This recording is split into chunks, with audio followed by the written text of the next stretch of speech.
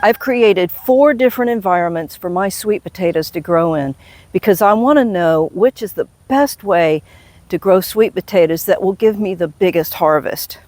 So in this video, I'm going to share with you how long it takes to go from slip to harvest, how to care for your sweet potatoes, some things to look out for, how long can you store them once you've got them stored. And I'm pleased to announce to you that I do not have a slug problem this year. All I have needs, I have not provided.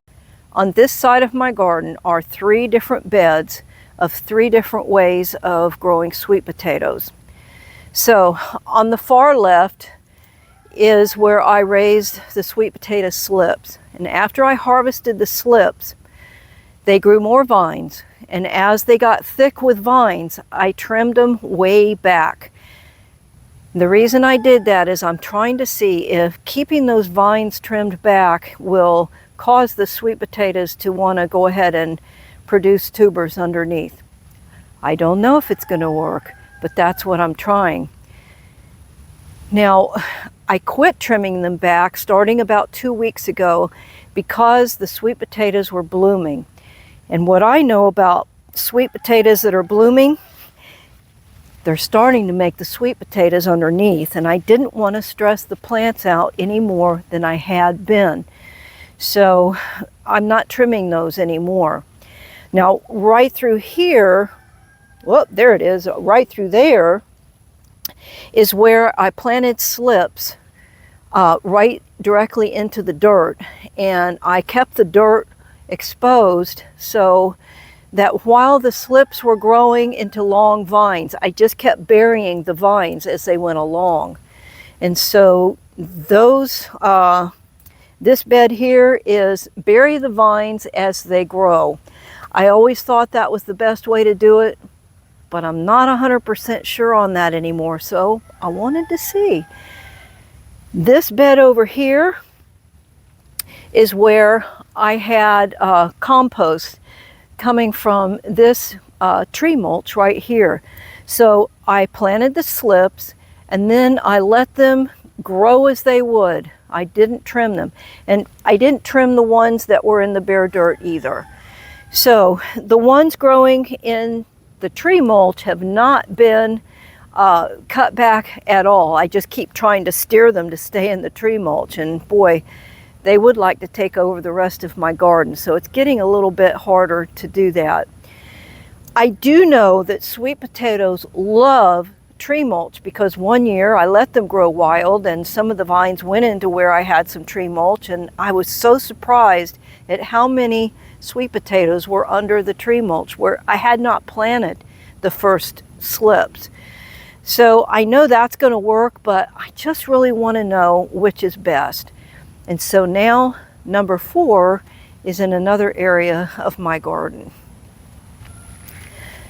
This is where I wanted to expand my garden by 1 more bed. And so I put down some cardboard and then I put tree mulch over the top of it. Well, when I was planting the sweet potato slips, I had a bunch left over, and so this bed at that point was about 1 month old. And I decided, well, it wouldn't hurt, and let me see if the sweet potato slips will take root in the tree mulch. And I would say about 2/3, maybe 3/4 of them lived, and this is what they've become. And I'm really having high hopes that they're making some sweet potatoes down underneath. I've checked and the cardboard has deteriorated, and so they do have access to the ground that's underneath the tree mulch. The bonus about using tree mulch is a game changer for me, and I hope from now on I'll be able to have access to tree mulch. And that bonus is no more slugs. I saw a fellow YouTuber say, slugs don't like tree mulch, and I'm like, yeah, right. Last year, my worst slug day, I sprinkled salt on 180 slugs. I was fighting slugs for about 4 months, and then they they just kind of disappeared. I don't know what happened. But this bed, I have found one slug the whole time. And the only difference is tree mulch. I surrounded all the beds with tree mulch. And it's worked.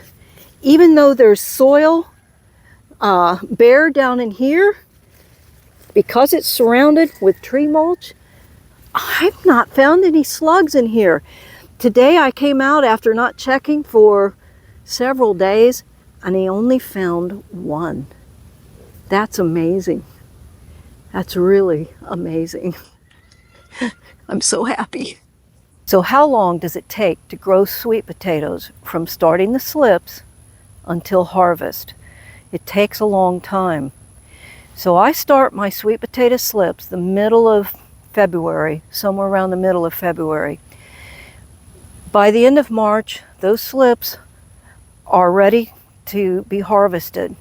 Give them a couple more weeks. It's the middle of April, maybe even to the end of April before I plant sweet potato slips.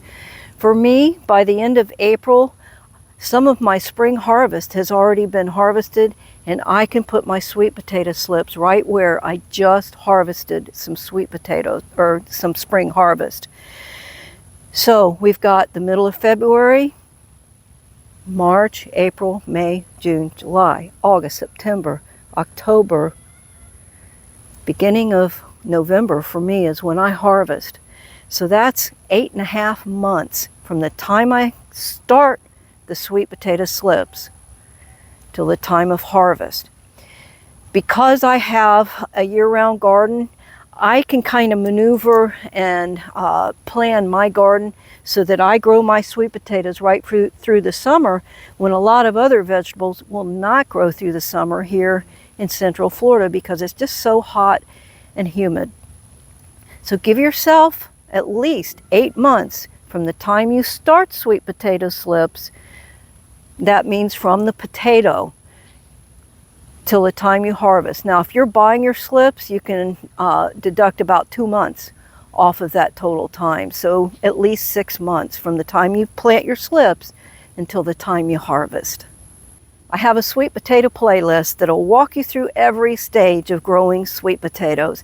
I show you how to start your slips all the way through how to harvest. So be sure you subscribe, give me a green thumbs up, and turn on your bell notifications, and then go to that playlist. I'm sure it'll be helpful. I harvested my sweet potatoes last year at the beginning of November. I time it that way so that it gives them 3 or 4 weeks to cure before Thanksgiving dinner. Now, if you'll check out that video I made about how to harvest and store your sweet potatoes are going to last a long time like mine. I did a short little cut in here that shows you some sweet potatoes I've had in storage since last November, and it is August 20th, I believe, today. So they're in a pantry that's dark. However, I've added another layer of darkness with this heavy-duty paper. That way the potatoes can breathe, but it's also added darkness. So you can see that they have sprouted, but the potato itself is still really solid. Now, you do have to sort through. This one's going to have to be thrown away. I do sort through every couple of weeks. There's another one that's no good.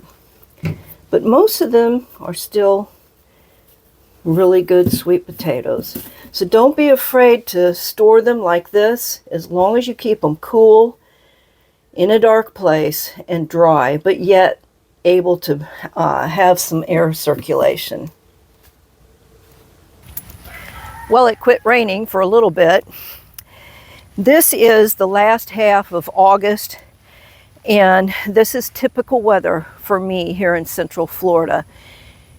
It's okay for my sweet potatoes to get a lot of rain at this stage of development, but where it can really get dicey is if you water them too much or if they get too much rain, the last 8 to 10 weeks of their development, a couple of things can happen. If your soil remains wet and doesn't drain out really good and quickly, when you do get a lot of rain or you do happen to overwater, they're going to either rot or they're going to make these long roots and not make the big chunky blocks of sweet potato that you really want. So don't overwater.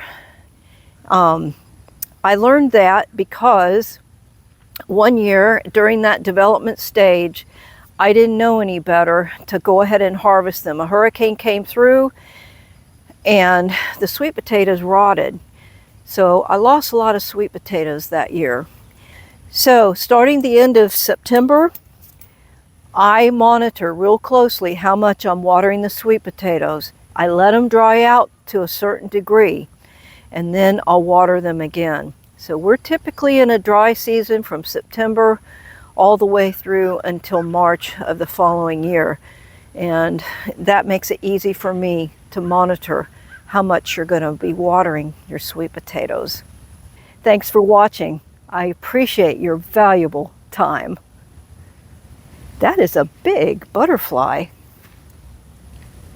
No, it's a moth because its wings are out and not folded. Well, it's overcast. I guess it thinks it's nighttime.